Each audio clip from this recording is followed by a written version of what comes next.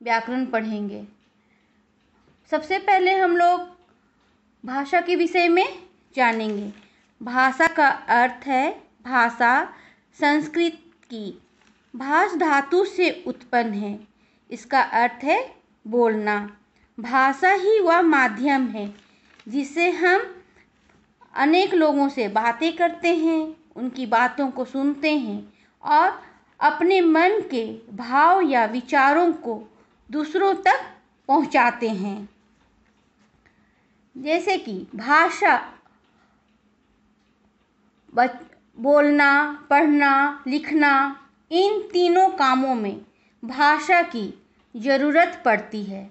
यानी कि भाषा वे साधन है जिसके द्वारा हम अपने मन की बात दूसरों तक पहुंचाते हैं और दूसरों की मन की बात जान लेते हैं।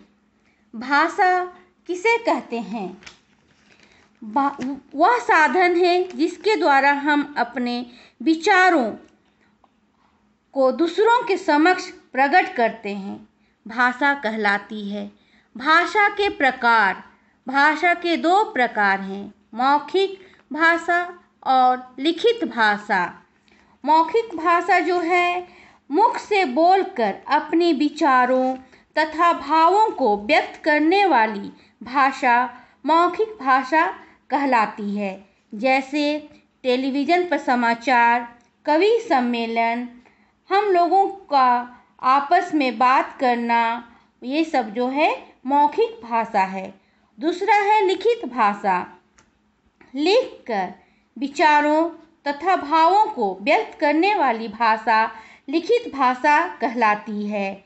जैसे हम पत्र या समाचार पत्र लिखकर दूसरों तक हम अपने भाव को पहुंचाते हैं, वह लिखित भाषा है। लिखित भाषा ही मूल इकाई वर्ण है।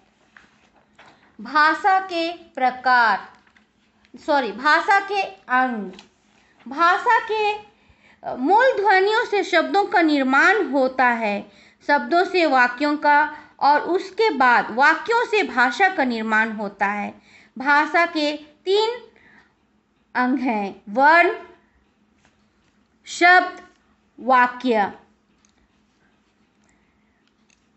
लिपि। ध्वनियों को लिखित रूप देने के लिए निर्धारित किए गए चिन्हों को लिपि कहते हैं। प्रत्येक भाषा की अपनी लिपि होती है। कुछ भाषाओं की लिपियों की सूची यहाँ पर दिखलाई जा रही है।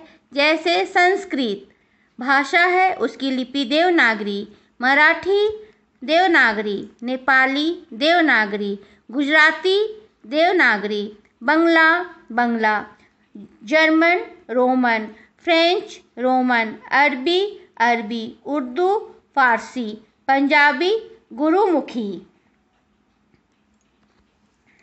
प्राचीन काल में आदि मानव जो हैं अपने विचारों को चित्रों की सहायता से व्यक्त करते थे, जिसे हम चित्रलिपि कहते हैं।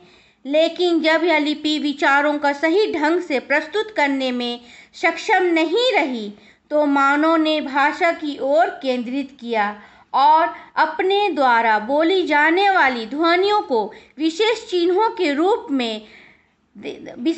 के रूप देने का आरंभ किए और भाषा को लिखित रूप दिया गया, जो यहाँ पर मैं सूची के द्वारा आप लोगों को बतलाई हूँ। अब हम लोग पढ़ेंगे राजभाषा। किसी भी देश के राजकाज अर्थात शासन के लिए स्वीकार की गई भाषा को राजभाषा कहते हैं। भारत की राजभाषा हिंदी है। इसमें 14 सितंबर 1949 ईस्वी को भारत की संविधान निर्मात्री सभा ने राजभाषा के रूप में स्वीकार किया। इसलिए 14 सितंबर को प्रतिवर्ष राजभाषा दिवस या हिंदी दिवस के रूप में मनाया जाता है। हिंदी विश्व में 3रा स्थान है। भारत के अनेक राज्यों जैसे उत्तर प्रदेश, बिहार, झारखंड, उत्तराखंड, छत्तीसगढ़, हिमाचल प्रदेश, मध्य प्रदेश तथा अंडमान निकोबार की भी यह राजभाषा है। अब हम लोग मानक भाषा पढ़ेंगे। मानक भाषा जो है एक ही भाषा अलग अलग क्षेत्रों में अलग अलग प्रकार से बोली जाती है, इसलिए एक रूपता लाने के लिए शिक्षाविद एवं विद्वान भाषा के जिस रूप को मान्यता प्रदान करते हैं उसे मानक भाषा कहते हैं। समय के साथ साथ हिंदी में भी एक रूपता लाई गई और उसे मानक स्वरूप प्रदान किया गया। जैसे यहाँ पर हम कुछ उदाहरण बतलाए हैं।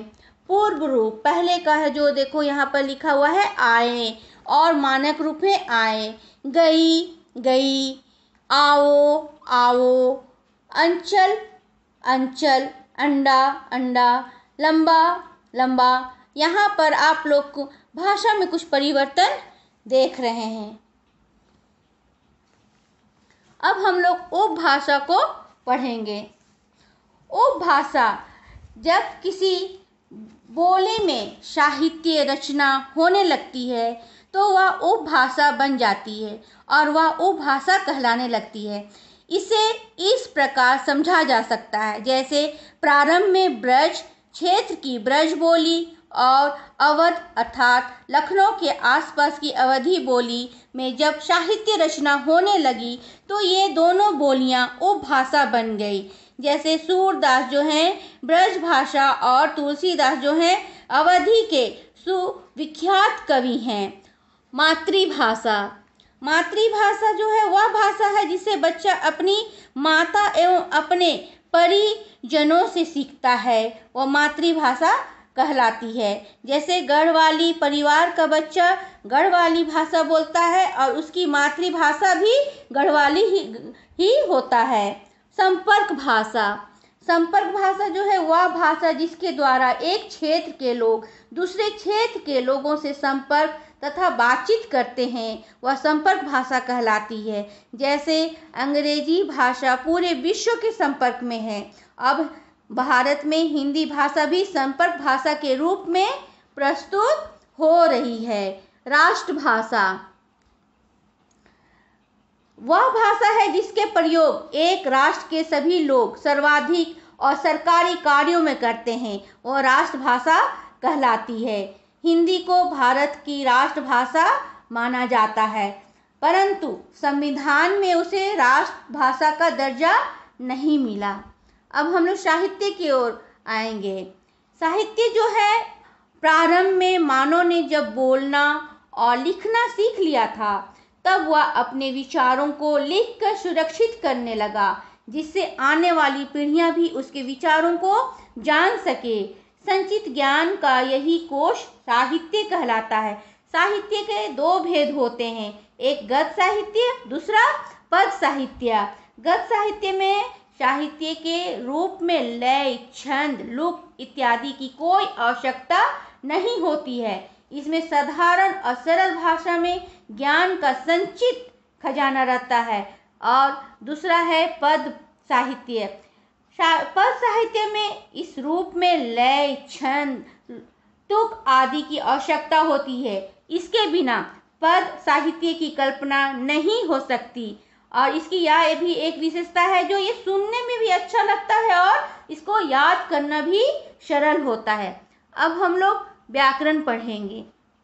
व्याकरण जो है, व्याकरण के बिना हमारा जो भाषा है बिल्कुल अशुद्ध है और इसके कुछ नियमों की जानकारी जो है जिस शास्त्र से प्राप्त होती है वह व्याकरण कहलाता है। जैसे व्याकरण की परिभाषा, व्याकरण वह शास्त्र है जिसके द्वारा हम किसी भाषा को शुद्ध तथा व्यवस्थित रूप से लिखना बोलना सीखते हैं। व्याकरण के भाग, व्याकरण के 3 भाग हैं, वर्ण विचार, शब्द विचार, वाक्य विचार।